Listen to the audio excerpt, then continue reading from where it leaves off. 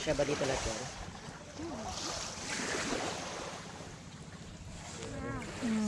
Are we going back tomorrow? Mm-mm. Huh?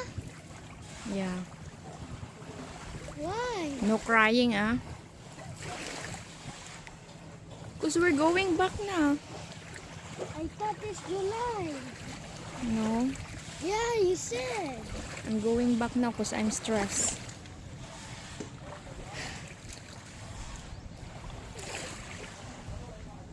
So pack up your things. And let's go. Okay na yan. Yung dalawang araw, pangatlo ngayon. Sabi ko, boy, yung man ko kay pakat ko, naglaba